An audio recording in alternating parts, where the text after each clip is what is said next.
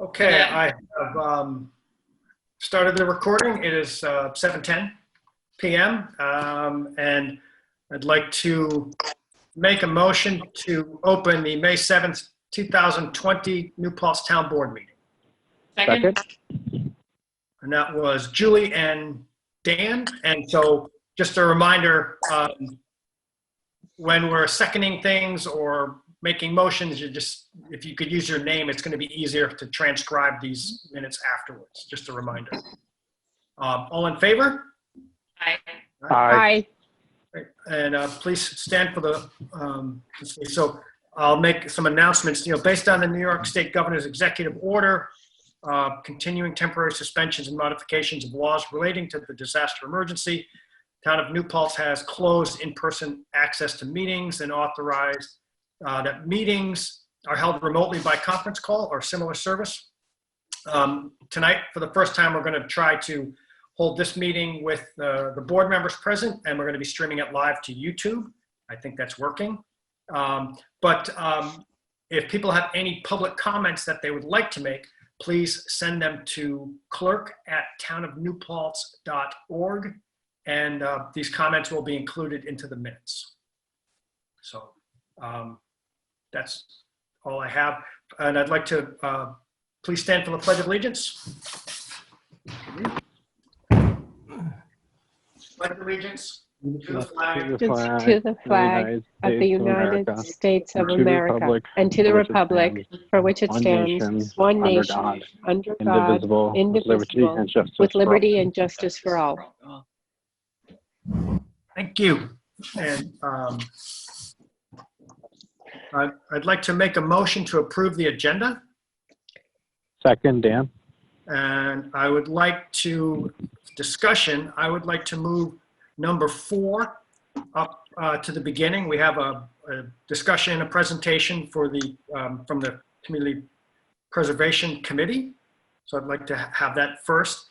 And then I would like to move number 2, the discussion of town operations, to the end. And then I sent an email out earlier from Patton for some geotechnical work at the courthouse. I'd like to add that to the agenda. And if that's it, all in favor? Aye. Aye.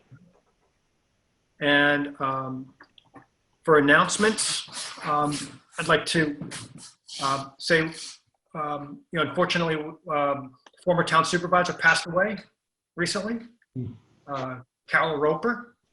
Many of you, if not all of you, know her. She was a longtime volunteer on all sorts of different parts of the town, youth commission, town board, planning board, supervisor, and I'd just like to say we're really sorry to hear that news, and I think she's going to be missed. So sorry about that. And other than that, any other announcements? Not. John, would you like to I'll hand it over to you, and you can introduce the people that are here and give a short presentation. Okay. I'll switch the screen over. Okay, hopefully everyone can see the presentation. Can you see it? Yes. Yes. Good. My name is John Orfatelli. I'm the chair of the Historic Preservation Commission. In addition to me being here, we have Ingrid Heckel of the Environmental Conservation Board, John Gatto and Carol Lee of the Clean Water and Open Space Preservation Commission, and Susan DeMark of the Historic Preservation Commission. So why are we here? Let's see. We'd like to do tonight, what we'd like to do is describe why we created the task force, provide a brief overview of the planning process and our efforts to gather community input through a survey and social media. And finally, to present our timeline and our request for adoption of the resolution we've submitted to formalize the task force as an ad hoc committee. Let's see if I can get this to change. Okay. Before I begin, I'd like to highlight what drives us all to participate in this effort, namely our sincere interest in preserving the rich natural and cultural heritage of the town and how these resources really make New Paltz special and such a desirable place to live. Protecting and preserving these resources is critical to both maintaining the quality of life in New Paltz, but also its economic vitality. Recent events have demonstrated more than ever the importance of open space and the value of our trails and scenic landscapes. So with that in mind, the town has been given an opportunity to create a community preservation fund to support preservation of the town's agricultural, historic, ecological, open space, and scenic resources. Legislation by Senator Jen Metzger that was passed and signed into law on December 6th gives communities in Ulster County the ability to raise funds through a fee on real estate transactions. A referendum is required for the community to opt in. A number of communities have passed referendums to create a preservation fund, including Red Hook, Warwick, and several on Long Island. So 6 days after the bill was signed on December 12th, a group of volunteers from the Environmental Conservation, Clean Water and Open Space and Historic Preservation, along with Neil Betts and others, met to address what it would take to support a referendum in November 2020. A task force was formed to create a community preservation plan, which is the primary prerequisite in the law needed to support a referendum. The plan basically defines priorities and describes how funding will be utilized. Our approach is simple. It's to update and integrate the existing open space and farmland plans and the historic preservation resources.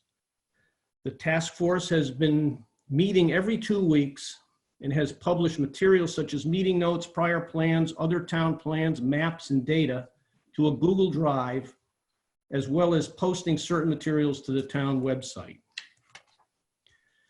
To help with creating the plan itself, we applied for and received a grant for $10,000 from the Hudson River Valley Greenway, which has been used to hire environmental planner Ted Fink, who is very familiar with New Paltz and having participated in creation of the original open space plan back in 2006 and has completed similar plans for other communities.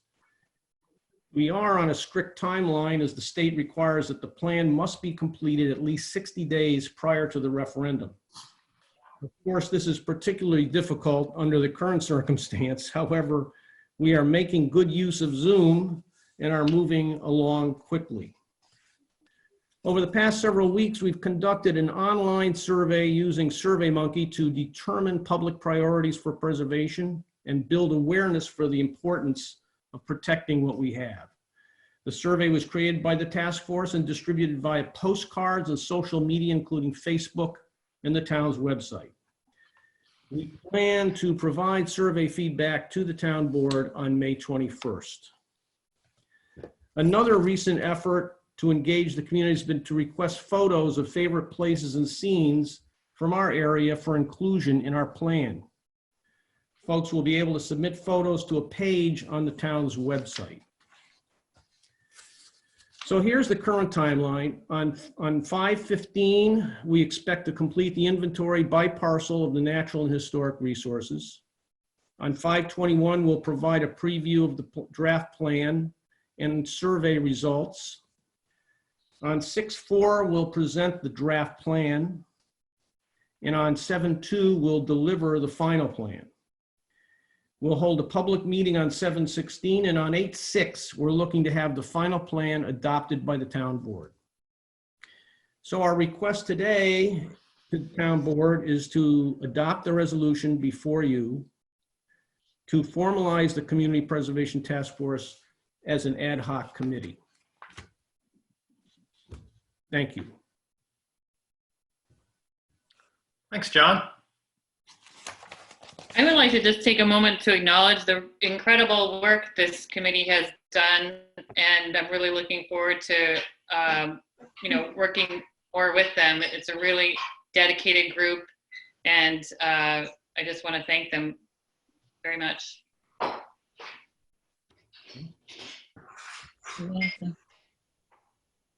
I would also say we want to thank the town board for approving the funding for hiring Ted Fink. He has really helped us move forward quickly, and he's very experienced, so that's been really helpful.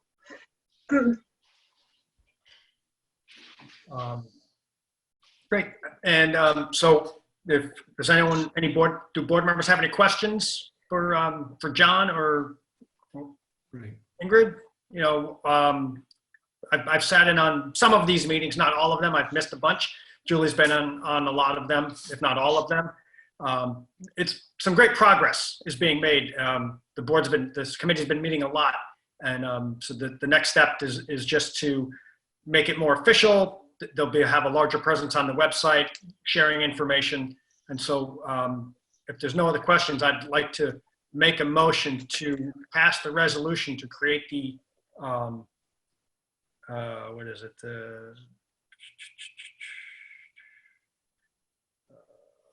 Resolution, it's been posted on the website, and it allows for the creation of the ad hoc committee and sets the framework for establishing the community preservation plan.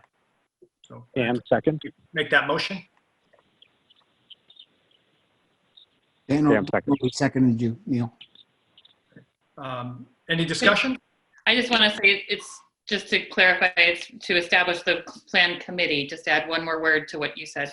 Yes, to plan, thank you, Julie. Resolution is to establish the ad hoc committee. Okay. We knew what you meant. All in favor? Yep. Aye. Aye. Aye. Great. Well, thank you very much for coming, John, and putting the presentation together, everyone. And hopefully we're getting better at these meetings. Yeah. Maybe I will at some point. And since David joined late and this presentation is, able to be shared, it's so nice that it's able to be shared with him, right, John? Would Yeah. you send it to David and maybe even all of us just to? Yeah, I'd love to have that in an email. That would be great, so I could look at it with like a little calm and Right. look at the timeline. Yeah.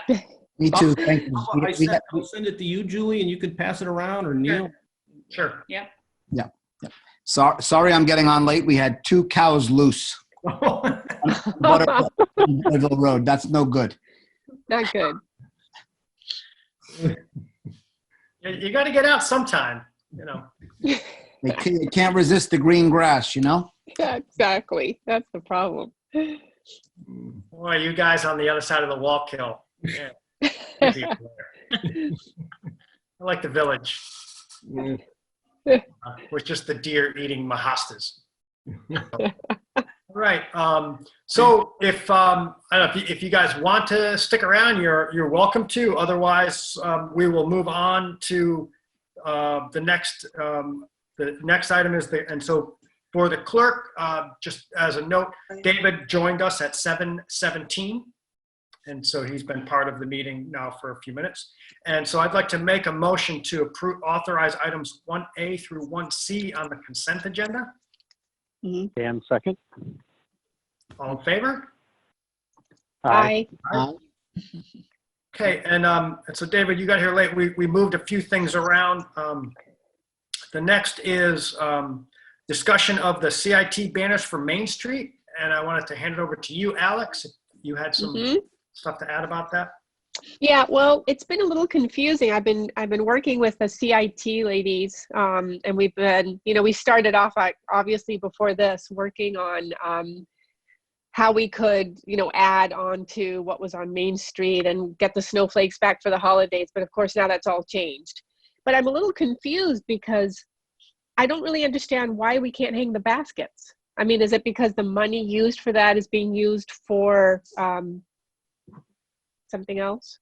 I think that's the village normally takes care of buying and maintaining them. And But they're already bought though. Yeah, I don't understand either. Okay. I asked Susan about it, but I think it was a village decision. Got you. Okay. So I should talk to maybe Tim about that and see. I mean, I think I totally understand not wanting to spend the money, but at the same time, I don't think there's anything wrong with making our town look nice for the summer to keep people happy. I don't know how you guys feel about that. How do you feel about that? Is it worth pursuing? I like it. I know it's a lot of effort to water them. Yeah. So it's someone driving around and they water them a lot, and that may be it because of the worst workforce reductions with the executive orders. Right. Do volunteers possibly water them? No, it's pretty complicated. They have a Little truck. An SUV or an ATV that drives around with a big barrel on the back and a big long pole and a pump, and the water gets pumped up there. Yeah. It's kind of complicated. Yeah, and it takes a good bit of time. Yeah. So the other option was this. So what we're working on, because we didn't think that was going to be a possibility specifically because of the budget. Our other idea was to get a little bit of the money that the CIT has and then fundraise the rest, but to have the seniors design banners. PDQ already said that they would print them for quite a low rate. And all the posts would have banners designed by the seniors, which I thought would be really beautiful. Yeah. High school seniors, right? High school seniors. Yeah, New Paltz High School seniors. Yep. No, I think that's a great idea. Okay. What kind of banners are you thinking about, Alex? They're kind of long banners is what we were trying to decide. They're like probably about, I don't know, a foot and a half by like, but long, so they'd be kind of long banners that would, they just get strapped to the side. So they really are pretty easy to install and they hang down the poles. They're sturdy, they're like thick plastic. Mm-hmm. And PDQ has printed these in the past and said that they really last a nice long time, that they're not, but they could just have designs, and we don't know the details. Would it have their names? Would it just say, something, probably just a design would be nice. And everybody would know that one different senior designed each one of those up and down Main Street. I think it would look really beautiful. Is there a teacher that would be sort of a, sponsor or advisor? Yeah, we're trying to figure out the details of how to actually get this done. Right now it's just in its beginning stages, but we just wanted, the CIT wanted to make sure that the town was okay with the concept before we put energy into, getting the funding, getting people to help us pay for it and getting them printed. Mm-hmm. And would the village need to be also asked, perhaps? Probably, yep. So I just was going through us first, and then I think all of them are in the village anyways, but right. But clear, is there's probably not another village committee like you. You are the committee for the town that covers the village as well, probably. Yeah. It's a joint committee, the community improvement team. Great. Okay. Because there's nobody from the village on there, but I'm happy to present it to them. Like I said, the most of the funding on this would be easy to get together. PDQ is already giving us, the printing would be almost nothing. And then there is a little bit of CIT money if we did need to get, volunteers would be able to put up on the poles. But I'd have to talk to Tim about that and see how that works out. A lot of climbers in this town. A lot of climbers in this town. I don't think it would be that hard to get everybody to grab one and put one up, on the ladder. So, yeah. It would just be a lovely thing to do for the seniors that didn't get really anything. Really nice. Yeah. That idea. Yeah. And Alex, you are going to check about the flowers to see if they're interested. just to make sure that it's like. I will. I'm going to talk to Tim and those guys both about the flowers and about the banners and see what they say. The flowers are easy. They already have them. They bought the seeds. They bought everything. They have the baskets. So it would just be watering issue. Watering, yeah. And it may be too much for them right now. I can totally understand. But at the same time, they're nice. And it might be a nice thing for us to have something that's beautiful up and down Main Street for people to feel like there's a level of normalcy in what we're doing. Yep, I agree. Yeah. Yeah. The flowers are bought, but probably still at a store. Well, okay. Got a text from Chris Marks. He said he said his highway department would hang them, and the banners or the flowers. the banners. I think I think the highway department does a lot of this work in the past, maybe the flowers too, at least the hanging them. But Chris said that he said the flowers are not planted from what he was told. But he said it's $40 to $50 a banner. Highway will hang them. So it sounds like, Chris, the highway department's willing to work on this, which is great. So if sounds like they have the bandwidth, and so if either the flowers or the banners, it sounds like, I think it's a good idea. And if Chris is able to do it with the highway department, I'm all in favor of doing whatever we can do. Either or. I like the flowers because I just think sounds great. Really nice. But if there's a reason that they can't do it, I like the banners as a nice backup plan. Okay. I'm certain I've seen flowers and banners in some Western towns, so it is a possibility if that comes, I would think that would be really nice. Every other pole, so they would have flowers and a banner, flowers and a banner. I mean, I think that would look beautiful. Certainly liven up Main Street. Yeah. All right. Well, let me talk to them and find out how, what they're thinking and what the caveat is for making either of those two happen. Okay. And thank you for your thoughts. Yeah. Thank you. Great. So the next is we have two different. So we have. We put in some spending limits at our last meeting. So if department heads want to spend above a certain amount, they need either Gene's approval, my approval, or if it's above, I think maybe $2,000, it's board approval. And so we have two that we need board approval for purchase orders. There's annual maintenance for the lawnmowers, and we sent this email around. It's requisition 0000056 for lawnmower parts. It's $2,107.73. This is the annual maintenance and work on the lawnmowers has to be done. We still have to mow all the fields, and but we need board approval for that. And the other one is supplies, for trucks and mowers and oil and lubricants and stuff, and that's for $1,760.68. That's 0000058. And make a motion to approve both of those. Can I just ask a question, Neil? We approved expenses over 2,000. The board has to approve. I'd have to go back and look at it, but each of the one is. I was guessing for 2,000. I thought it was a little bit higher. That it needed board approval. I thought it was like 3,000. I'd have to go back and look, but maybe because these were combined with some other stuff. I got you. And these are budgeted expenses, but we still want to get them approved because budgets are at risk. Well, what we're trying to do is, it's really to kind of make sure that we think hard before we spend money on everything.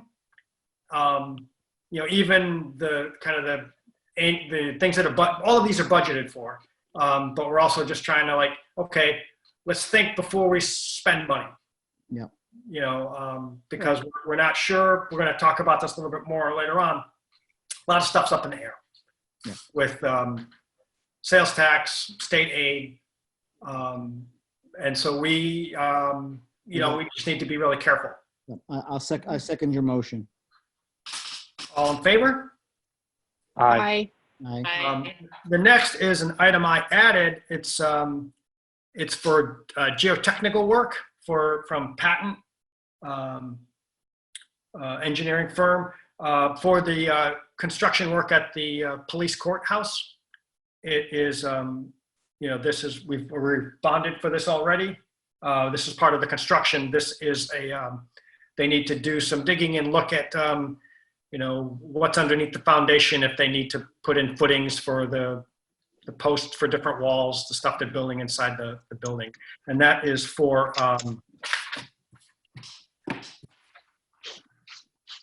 $9,545 for geotechnical work. And I'd like to make a motion to approve that.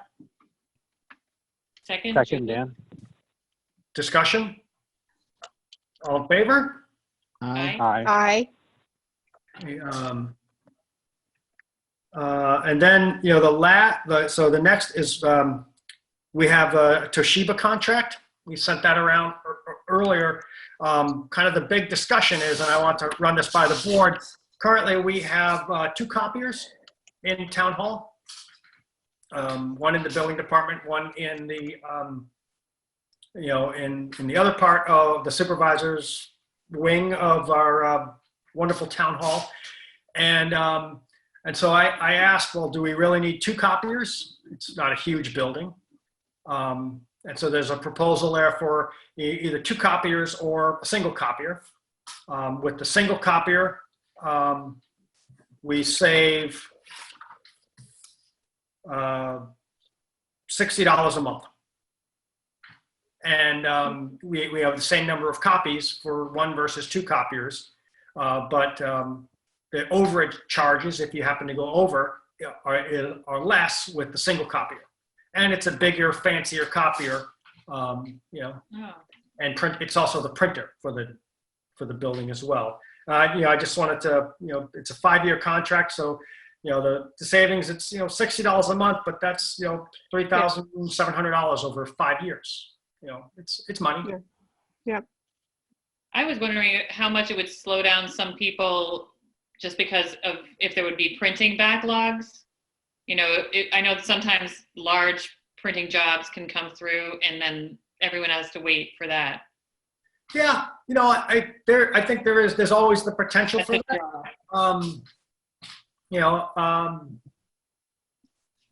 I think not everyone wants 2 copiers. I think people like to right now not everyone wants 1 copier. I want 1 copier because it's cheaper. Mm-hmm. And it takes up less space. But it is more inconvenient. You have to get out of your office. You have to walk down there. If you have someone in your office that you're working with, you can't leave. Maybe can't leave them in your office because you maybe have files that you can't let them look at. You can't just walk away and let people go through everything. So it is. I think some of the employees would like to continue with 2 copiers. I prefer 1 because it saves money. Not a lot of money, but it saves money. The downside is if 1 copier breaks, then you only have 1 copier. And then you have to wait till the person comes out and fixes that 1 copier. Now we have 2, so we have some redundancy. So there are upsides with that. And I just wanted to discuss it with the board to see if people have, thoughts, opinions. I guess I would ask the question. I mean, one of the big Toshiba, printers, is it possible if the building department or some other department needs a copier closer by, can they have a different, a much cheaper copier and be like, hey, if you want to print something big and you don't mind waiting for it, it'll come out on the Toshiba and it'll get done, and over time it's a print job. But if you need something quick and you need, there's a $100, $200 copier, in your department that you can use if you need something quick. So that would be my other thought is you don't need 2 beautiful copiers. So I think 1, you could get a, you could get a $100 laser printer.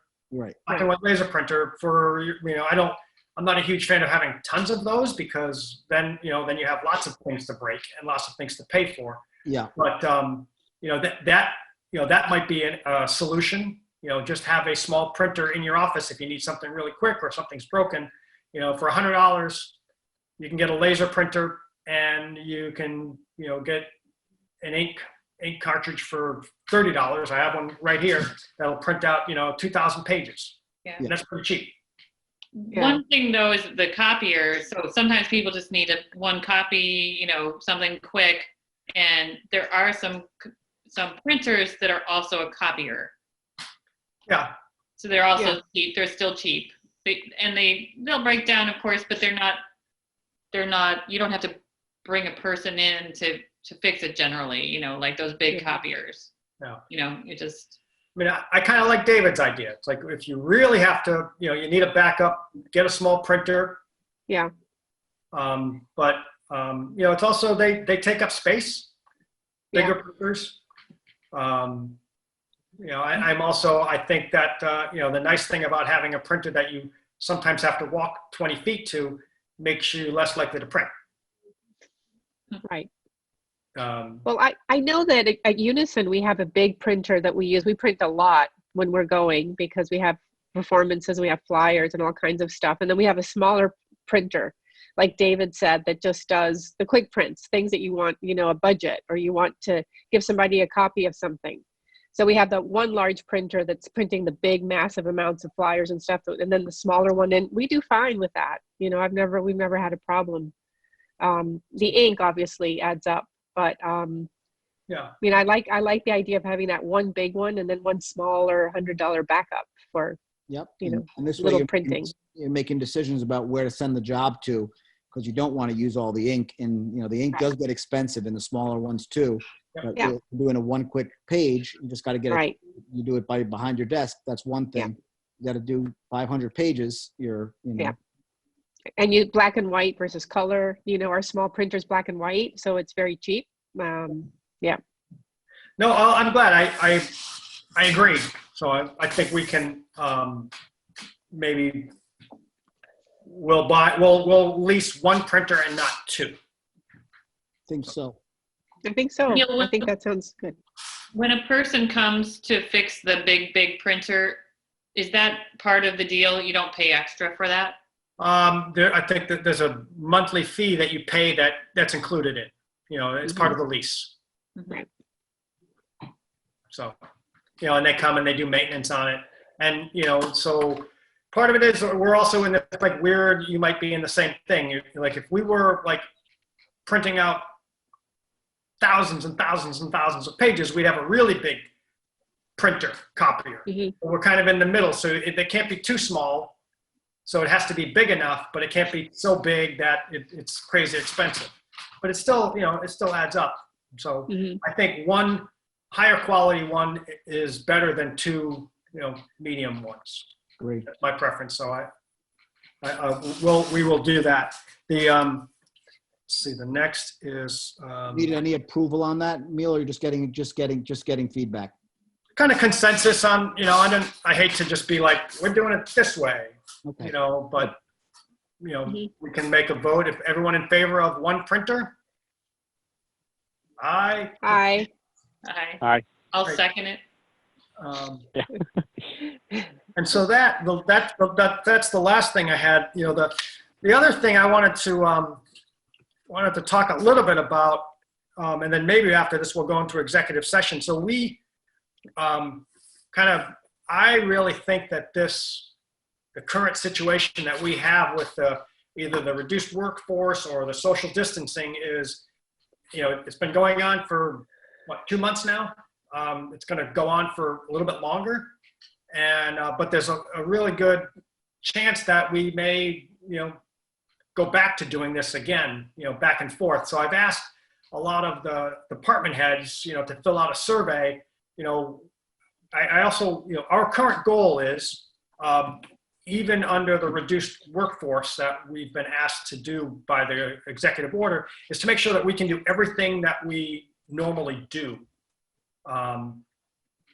But figure out a way to do it with, you know, correct social distancing and stuff like that. You know, so right now the town hall is closed, but I want to make sure that we can still provide all the services that we normally do. And so I've asked department heads to fill out surveys. You know, what do they need? You know, the court clerk said they really needed a secure box. That they said they needed a drop box, and I thought, oh well, you know, it's $100 a year for, you know, so many gigabytes of data. And they were like, no, we need a box to put on the outside of the building. I was like, oh, okay. And Chris put that up the next day. And so, you know, now this is a secure place for people to drop payments and things like that, or checks or whatever they need to drop off. And so we're trying to do all of those things with the, you know, set things up. You know, it may involve putting up a plastic shield, so there's, you know, the correct distancing, like you see in the grocery stores now for the clerks. And, you know, people are doing the old-fashioned stuff. But, you know, even when we open up town hall, there may be people that don't feel comfortable coming in. They may be immunocompromised. But, you know, so you know, how can we accept payments for things without people having to come to town hall? You know, yes, there's US mail, but, you know, and so I want to just give the board an update, and we included that survey in the board packet tonight. And so I don't want us to have to spend lots of money, but, you know, so we bought a video camera, a video camera for the clerk's office, because the Governor Cuomo had issued an executive order, so now people can get married via video conference. They can get a marriage license, and that was the only thing holding it up. That the computers we have in the clerk's office don't have a video camera, so we bought a $50 video camera. So now, if people need to get a marriage license, they can do it. And so those are the type of things that the different department heads are working on, and that's out there. And then. The other thing is, I don't know if people, I prefer to do it in executive session, but, have a discussion about, personnel and layoffs and stuff like that. We talked a little bit about it. I alluded to it. We have department head meetings twice a week. I think the staff is very worried. I don't want them to be worried about it. Our goal is to not lay anyone off, right? And we can talk a little bit about that in maybe an executive session, right?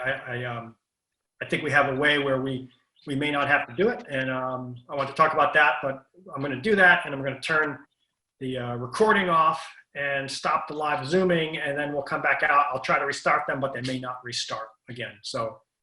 If that's the last thing we have on the agenda, and so if it doesn't come back on, we're not going to be taking any action tonight after executive session, unless people really feel like we need to. But are people okay going into executive session? I'm fine with that. I'm fine with that.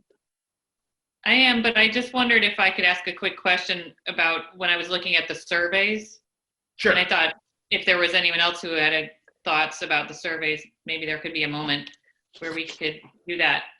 But one thing I was wondering about is whether people who are interested in a building permit, are they able to get that? Now, let's say they wanted to put a porch on, or make a garage, because there's people who want to do stuff. And I mean, that's one of the things that we really wanted to,